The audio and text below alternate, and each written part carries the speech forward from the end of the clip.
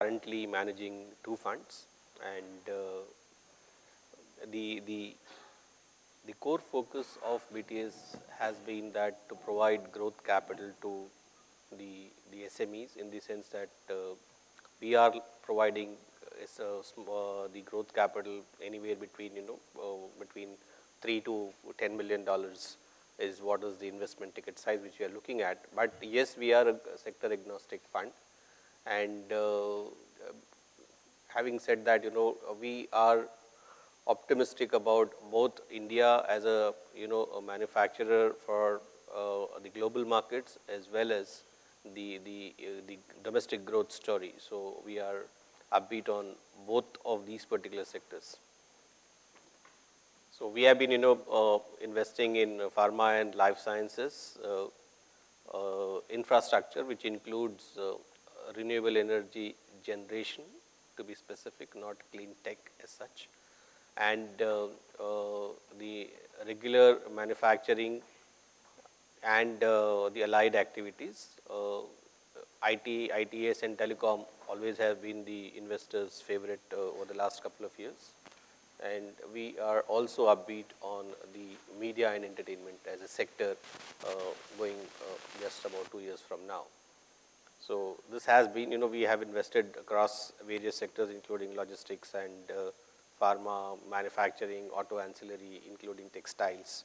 Textiles, if you see it, many PE funds don't find favor, but BTS has an exception to it. I can say that we have not only successfully invested in some of the good textile companies, but also have got a decent exit out of that. So this has been, the focus, and we as an investor would want to, we have in fact proved how to convert the small time businesses into large corporates, and how to initially the people centric organizations converting into a system run businesses. That's exactly what the challenge for each of the investor would be, to convert these particular companies. And yes, it's a challenge, and we love doing it. We have been doing it for now past 12 years now. We have invested across 28 companies, and we still find that the India story to be really, really buoyant over the next couple of years still. I'll stand over to Raj. Good morning. Thank you for the opportunity to be here.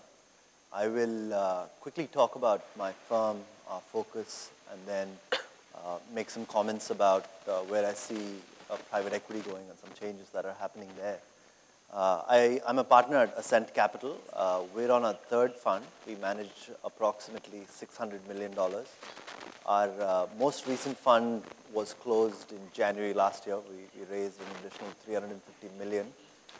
We have invested in about 42 companies in the 10-year life of the firm, and there are about 24 exits out of that. So we've had a good track record of backing mostly early stage companies where we've had minority stakes that range from as little as 5% to as large as 30%. The approach has largely been to invest in growth sectors where we're backing entrepreneurs with ability and integrity, and that's sort of the holy grail for all private equity investors. But that is changing somewhat as we move forward, both because the size of the fund is larger.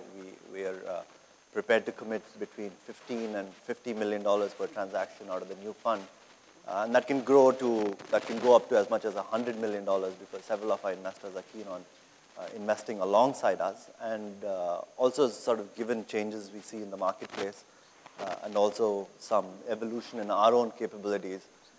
We're both open to growth investing as well as special situation investing, or even potentially control investing, and possibly even can you hear me? Possibly even in some ground up. So we're looking at all of that. We've been very slow in deploying capital in the last year and a half that we've had capital ready to deploy. Only about $50 million out of the $350 has gotten invested in the last 18 months. That is partially given the deal environment last year where expectations are very high from entrepreneurs.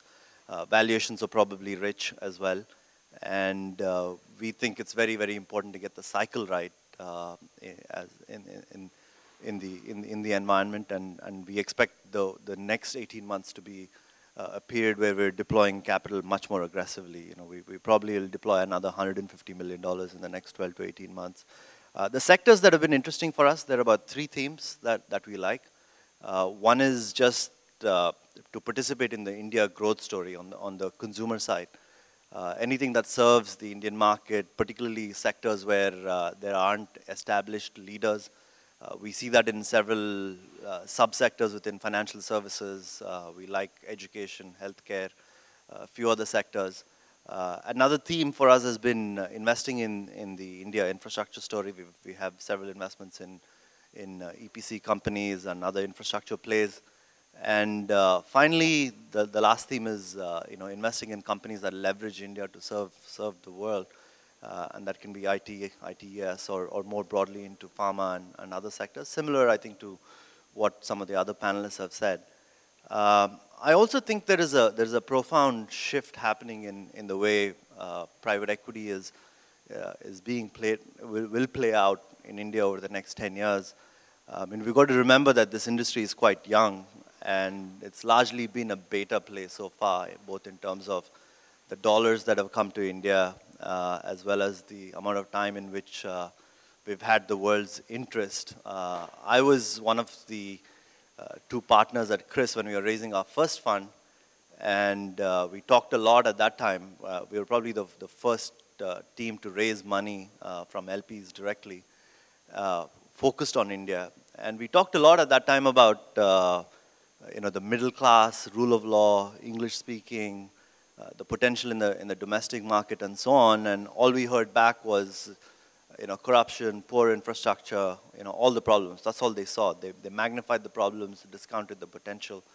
And I think more recently, the last 3 or 4 years, it's been a really good time for everybody. India's gotten the world's attention, and everybody's discounted, I think, some of the problems. And they're probably seeing the potential in a greater way than they had before.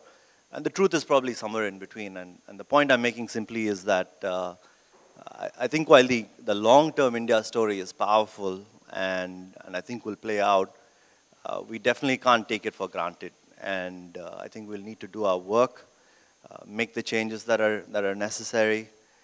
As far as private equity investors are concerned, we're getting a lot of questions from our investors. Because the truth is, despite while there are some spectacular successes among private equity firms, as an asset class, we've underperformed the Morgan Stanley Emerging Markets Index by a fairly large margin, and investors are saying that they're having difficulty justifying India private equity when they go back to their LPs. And what that means for us is, we're much more disciplined about valuations, that all of us need to be disciplined about what we expect from each other. So we build a viable market. And second, we not just invest capital, but are also sort of able to back that up with real ability to help build companies. And I think all of that will result in a very different environment as far as private equity is concerned over the next several years. The pendulum is likely to swing, I think, from where there has been too much capital chasing quality deals to capital being a little more difficult to procure for everybody. And overall, that means, in my view, a much more healthy market that will be more sustainable in the long run, where we can reach the potential that everybody talks about for India. So, thank you.